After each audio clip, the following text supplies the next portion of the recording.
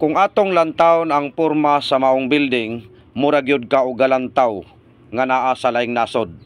Pero kani ang imong makita karon ni ara dinhi sa ato sa Pilipinas, og mauni ang municipality sa Naawan, Misamis Oriental.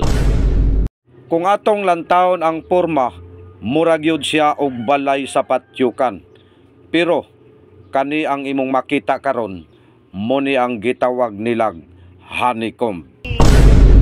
Nagsugod ang design ani 3,000 years ago didto sa laing nasod nga gitawag nilag Roma.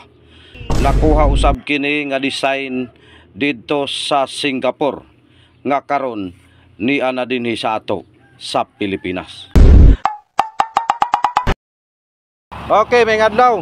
So karong adlaw is naday ko karon dinhi sa lungsod sa Naawan, Misamis Oriental, dinhi mismo sa ilang municipality, tungod kay na ako ipakita sa inyo nga isa sa pinakanindot nga design nga municipality dinhi mismo sa Naawan, Misamis Oriental. Kung atong makita is dili siya parehas og design dinhi sa ato sa Pilipinas, kundi design kini nga gikan sa laing nasod, or sa akong nahibalaan ni nga nagkuan kini sa design nga gikan sa Europe or Roma.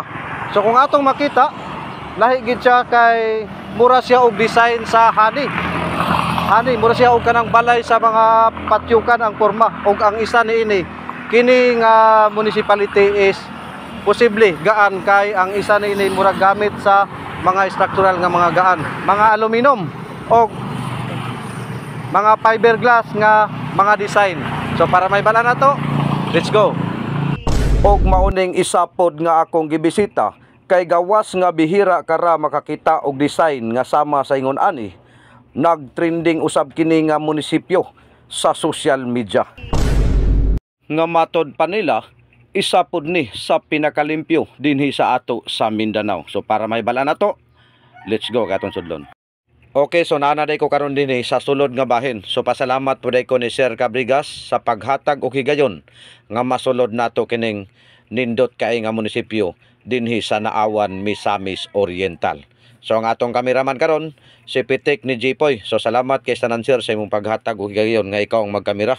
So muni karon ni ata karon dinhi kung atong makita, grabe kay unique ayo nga unta akong ibili ng akong chinilas, kay grabe limpyo kaayo, gawas nga limpyo, nindot kaayo ang design. So atong sakaon sa taas kung unsa gyud ang ilahang porma. So kini is matod pa ni sir, iya lang nang gipasiga kay aron nga makita pod ang dinhi sa area nga bahin kung unsa gyud ka patsada. Pero ang tinuod ani, pwede na siya dili sugaan tungod kay open siya, o gawas nga open, naapoy sa ibabaw ana nga nindot kaayo ang porma nga nagsiga nga pinaagi sa adlaw. Muni siya ang porma. So tanawa, grabe.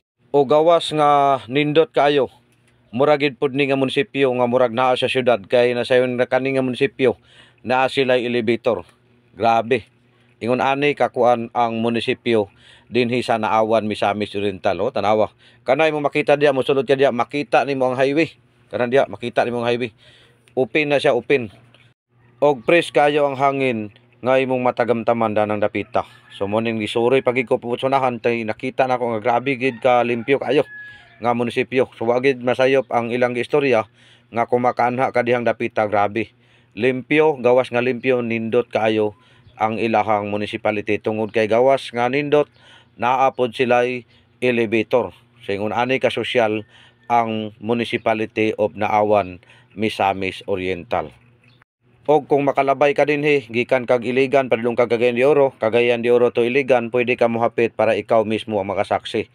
Unya dayon kung niabot ka ani sa punto, basin pwede nung ma-share ang atong video para makita pod sa uban. Unya dayon updated pud ka sa sunod nato nga video.